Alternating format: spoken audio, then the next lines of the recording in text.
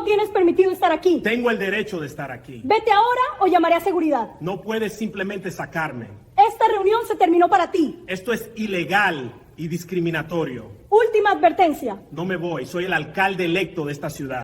Lovio cantaros de du el día, limpiando la mugre de las calles de la ciudad, pero sin lograr limpiar las profundas manchas del prejuicio.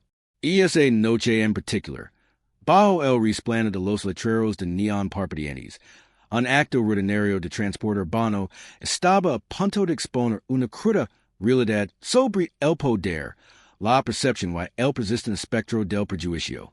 Esta es la historia de un viaje que debería haber pasado desapercibido, pero que en cambio se convirtió en un punto de conflicto, erigendo luz sobre las indignidades cotidianas que enfrentan quienes simplemente intenten desenvolverse en sus vidas. En el centro de esta tormenta se encontraba Miles Corbin, un taxista cuyo historia evidenciaba un preocupante patrón de comportamiento. Once casos distintos registrados en la comisión de taxis y limusinas de la ciudad, que de Taliban desde abusos verbos hasta la negativa rotunda de prestar el servicio. Para muchos, una sola que podría ser una anomalía, un malentendido. Pero para Corbin, once que has pinaban la imagen clara de un hombre que actúa al límite de la conducta aceptable, un hombre de autoridad, por mínima que fuera, ese es grimia con frecuencia como un arma. Su pasajero esa noche era el Dr. Aristorn, un hombre cuyos credentials inspiraban respeto en prácticamente cualquier otro ámbito. Un distinguido urbanista, profesor titular en una de las universidades más prestigiosas del país, y una voz de la razón en complejos debates cívicos. Sin embargo, esa noche, en el asiento trasero del taxi de Miles Corbin, el Dr. Thorne fue reducido a un simple hombre negro. Su intelecto, sus logros, su humanidad misma, desestimados con una facilidad alarmante. ¿Cómo podía un hombre de tal prestigio ser tratado con tan flagrante falta de respeto? Simplemente por hacer una pregunta? La respuesta, ¿cómo descubrimos? Se encuentra en las profundidades de los prejuicios descontrolados que siguen plagando nuestros sistemas. Antes de continuar, ¿desde dónde nos ves? Deja un comentario abajo y cuéntanoslo. Tu participación nos ayuda a sacar a la luz estas historias cruciales. La ciudad de Washington, D.C. En constante efervescencia con la maquinaria gubernamental y el pulso de la vida académica, esa sencha particularmente sombría aquella noche de martes. Una fría lluvia de finales de otoño resbalaba por las avenidas, refugiando el apresurado velo de faros y luces traseras. El aire estaba cargado con el olor a asfalto mojado y escape, un perfume urbano familiar que el Dr. Aristorn había legado a conocer intimamente durante sus 2 décadas en la capital. Eran poco más de las 9:30 p.m. Y esa hora en que la energía de la ciudad empieza a decaer y la comodidad de un hogar cálido se siente como una necesidad urgente. El Dr. Thorne acababa de concluir un seminario nocturno en la Universidad de Georgetown, una profunda inmersión en estrategias de desarrollo urbano sostenible. Estaba cansado, pero el estímulo intelectual de interactuar con sus estudiantes de posgrado siempre le daba una discreta satisfacción. Vicario Guggenheim. El Dr. Thorne tenía un doctorado en estudios urbanos por la Universidad de California, Berkeley, y era autor de 3 libros fundamentals sobre planificación urbana equitativa. Su trabajo había influido en las políticas de las principales áreas metropolitanas del mundo, y era frecuentemente solicitado como conferenciante y consultor. Era, sin duda alguna, un hombre que no solo se había ganado su puesto, sino que había moldado profundamente su campo. Era un pilar de su comunidad, un mentor, un innovator. Sin embargo, ninguno de estos elogios, ninguno de sus logros, importaría en los confines de un taxi amarillo en una noche lluviosa de Washington, D.C. Miles Corbin, por otro lado, ese había forjado una reputación distinta. Su nombre es y rumoriba entre los despacadores y occasionalmente aparicia en los memorandos internos de la comisión de taxis y limusinas. Su expediente de quejas, repleto de quejas documentadas, pintaba un retrato inquietante de un conductor cuyo temperamento menudo eclipsaba sus deberes profesionales. En 2018, tan solo 2 años después de obtener su licencia, Corbin enfrentó su primera queja seria. Se negó a atender a una pasajera con discapacidad visual, la Sra. Eleanor Vance, quien viajaba acompañada de su animal de servicio certificado, un golden retriever llamado Buddy. Corbin alegó una alergia grave, a pesar de que la normativa exige que los conductores acomoden a los animales de servicio. El incidente resultó en una suspensión temporal, pero regresó a la carretera en cuestión de semanas, tras ser aceptada su explicación por una junta de revisión indulgente. 2 años después, en la primavera de 2020, Corbin volvió a ser objeto de escrutinio. Esta vez, se trataba de un pasajero mayor, el señor Arthur Jenkins, quien simplemente cuestionó la ruta elegida por Corbin para ir al National Mall. El señor Jenkins, residente de Washington, D.C., desde hace mucho tiempo, sugirió una alternativa más rápida, lo que provocó que Corbin se lanzara una diatriba verbal acusando al pasajero de intender conducir desde el asiento trasero, y de insultar su inteligencia. La discusión se intensificó hasta el punto en que el señor Jenkins, conmocionado y angustiado, exigió que lo dejaran viajar varias cuadras de su destino. Corbin recibió una advertencia formal, pero no se tomaron medidas adicionales. Luego, en el verano de 2022, ocurrió un incidente aún más grave. Corbin denunció falsamente a una pareja de turistas, los Miller, por empezar tras exigirles una tarifa fuera de taxímetro, una práctica ilegal. Cuando los Miller se negaron, insistiendo en la tarifa con taxímetro, Corbin se detuvo, amenazó con llamar a la policía y, tras pagar a regañadientes la suma inflada, presentó una denuncia fraudulenta. Los Miller tardaron semanas en limpiar su nombre, y Corbin fue multado. Su licencia permaneció vigente. El patrón era claro. Miles Corbin albergaba un profundo desprecio por los pasajeros que hacían valer sus derechos, cuestionaban su autoridad o simplemente existían de una forma que desafiaba sus preconcepciones. Su historia no era solo una serie de incidentes aislados.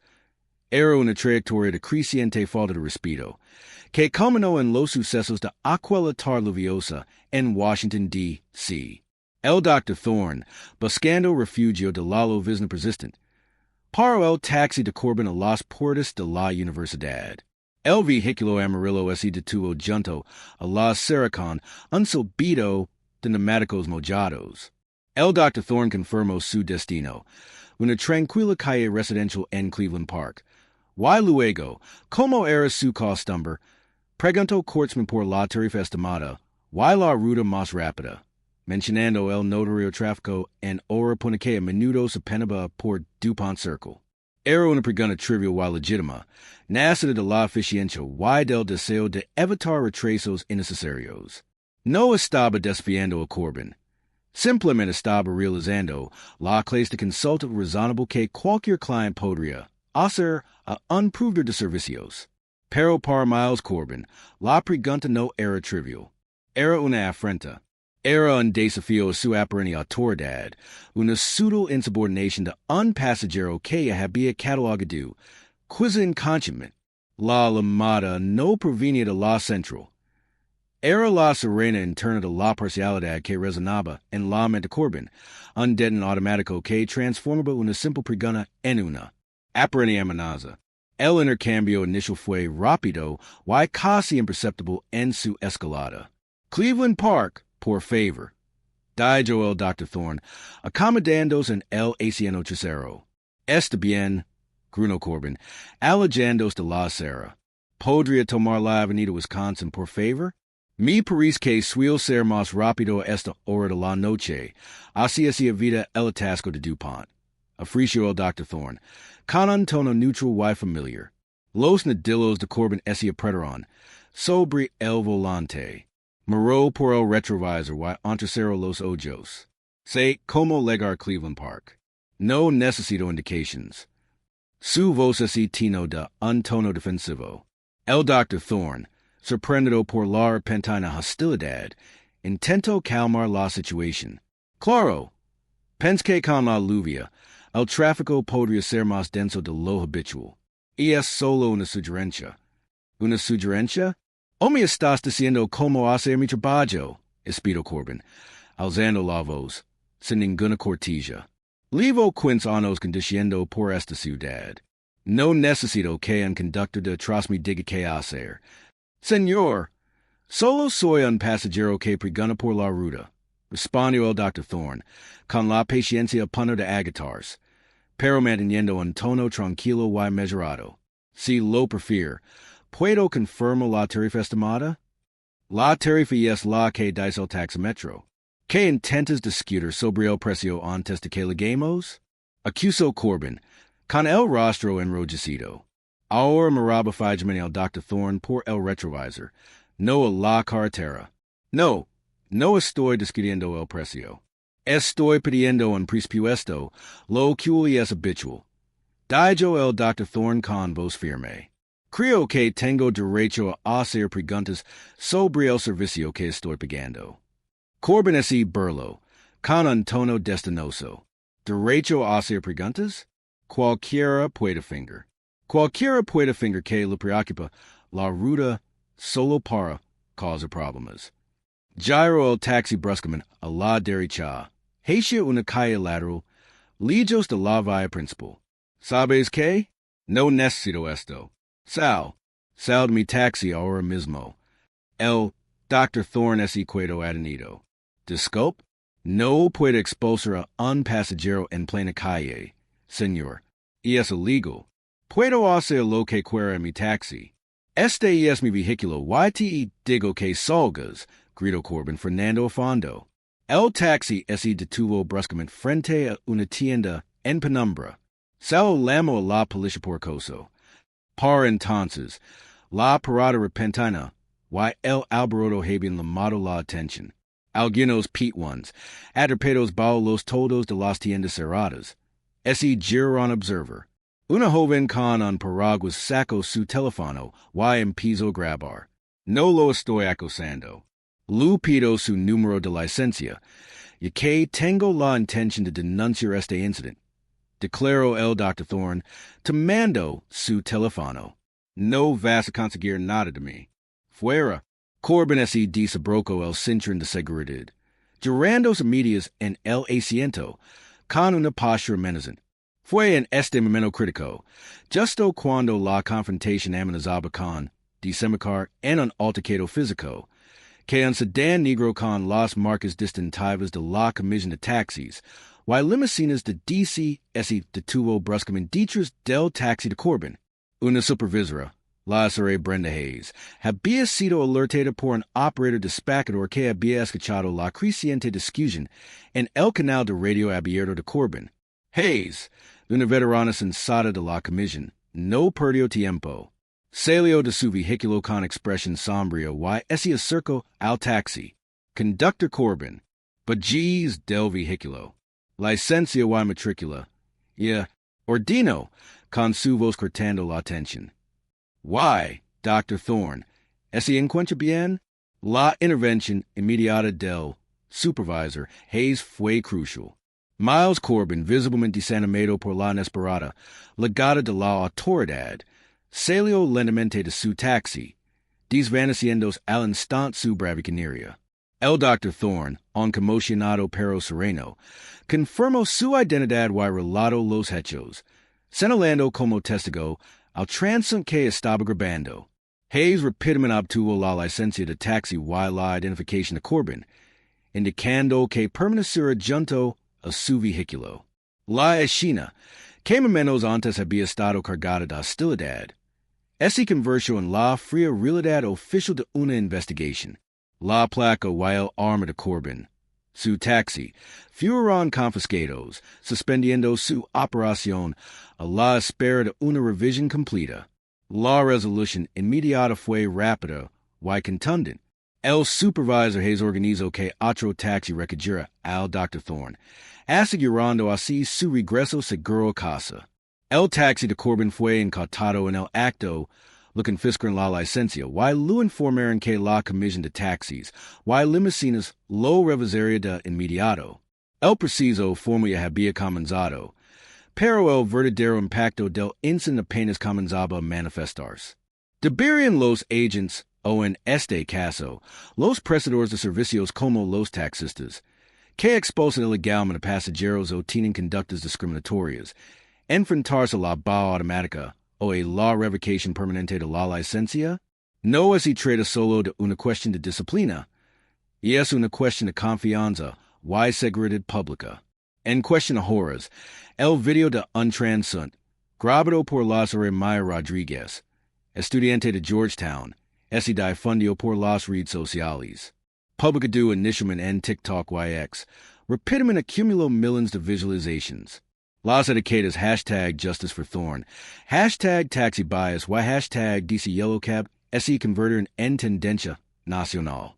Las imágenes sin editar, que muestran la actitud agresiva de Corbin y la respuesta serena y digna del Dr. Thorne, resonaron profundamente en un público familiarizado con experiencias similares de discriminación racial y cotidiana.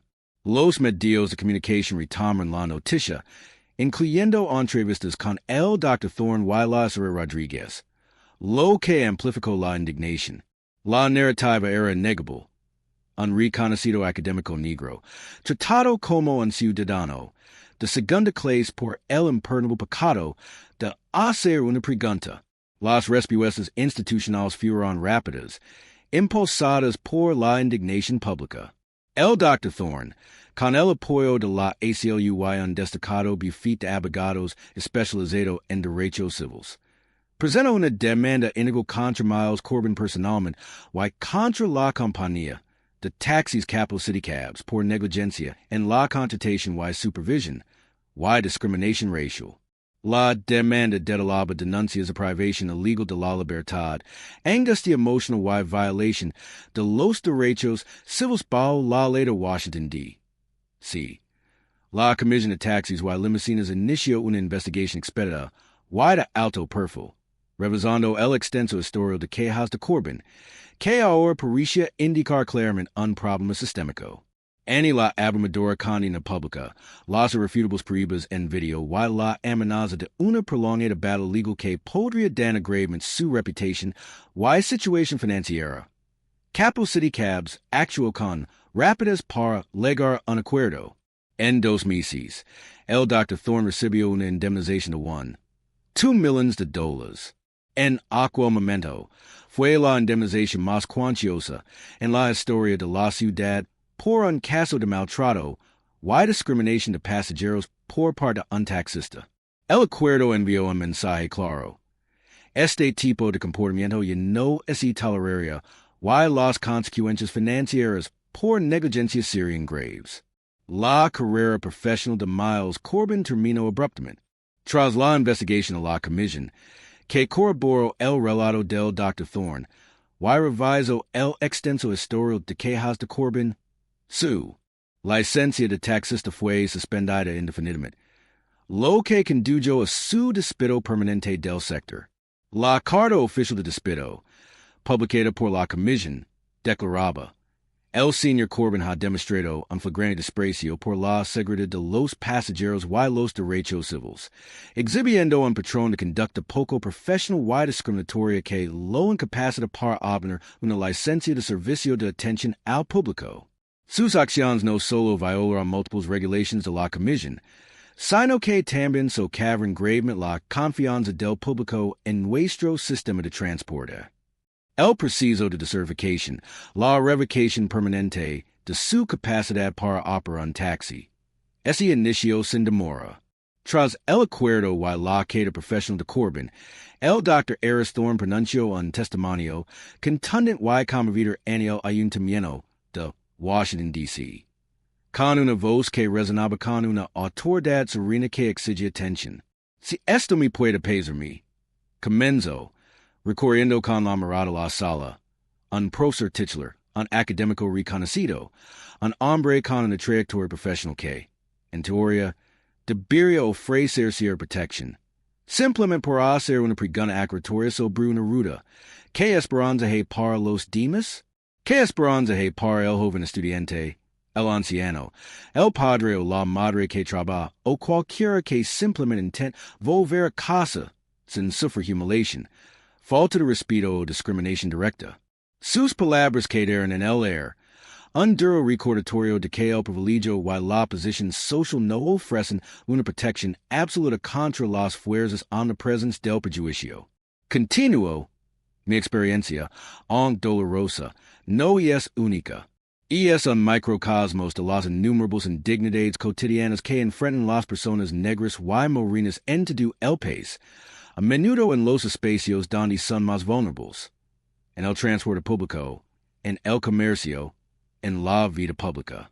Este incidente no es trato solo de un taxista grosero, es trato de la naturaleza insidiosa del sesgo implícito, el poder descontrolado y un sistema que permitió que un patrón de comportamiento atrás persistiera durante demasiado tiempo.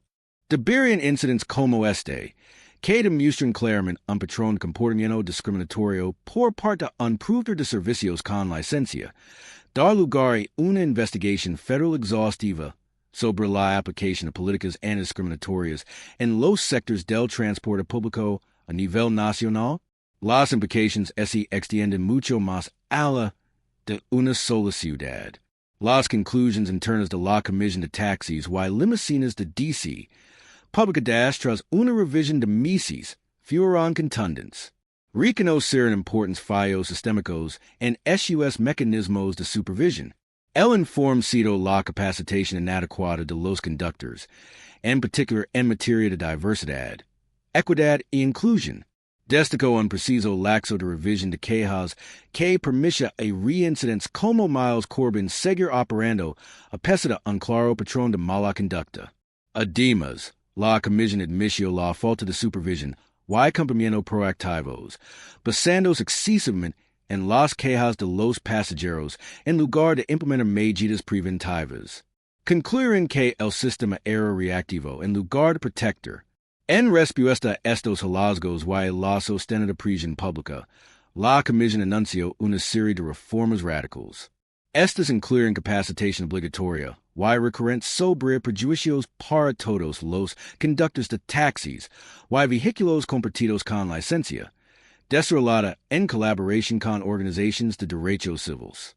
Se introdujo un nuevo y más elevado sistema de quejas, con protocolos de denuncia más claros y una unidad de respuesta rápida especializada para incidentes graves.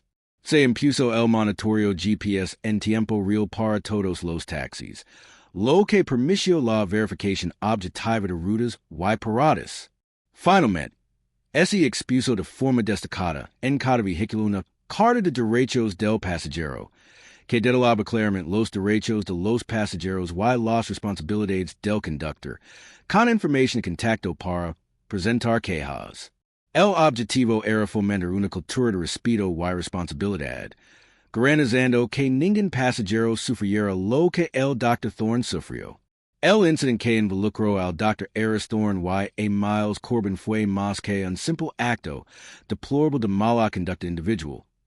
Puso de manifiesto como el poder descontrolado, alimentado por prejuicios implícitos, puede anular los principios básicos de servicio, dignidad y respeto en las industrias de cara al público.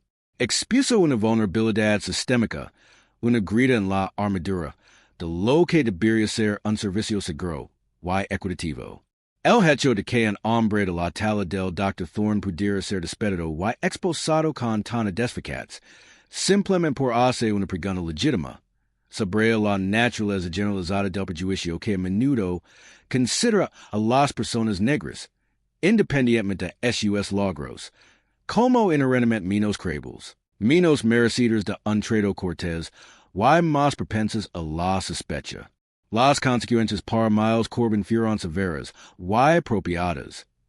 La pérdida de su sustento y la revocación permanente de su licencia.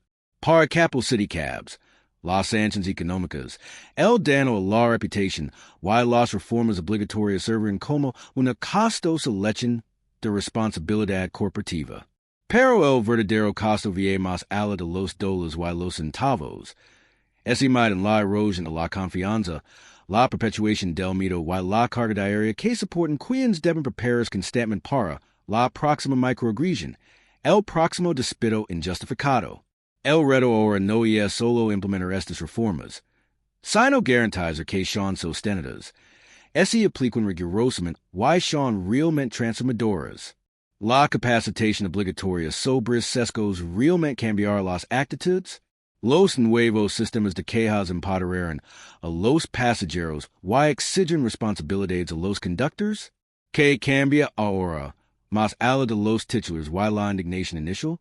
Debería existir una base de datos nacional para todos los profesionales de servicios con licencia, desde taxistas hasta policías, que registre y divulgue públicamente las múltiples denuncias de discriminación y mala conducta, permitiendo a consumidores y empleadores tomar decisiones informadas. Comparte su opinión en los comentarios. Esta historia es un duro recordatorio de que la lucha por la dignidad, por el respeto fundamental, esta lejos de terminar. Pon de relieve que la lucha por los derechos civiles no se limita a grandes marcas o batallas legislativas. Es libre en los espacios cotidianos que habitamos, en las transacciones que realizamos, en el simple hecho de intentar llegar a casa. No nos detendremos hasta que cada pasajero pueda viajar seguro y con dignidad, hasta que cada persona se tratada con el respeto que merece, independientemente de su color de piel, origen o estatus. Se trata de todos nosotros, exigiendo un sistema que realmente sirva a todos.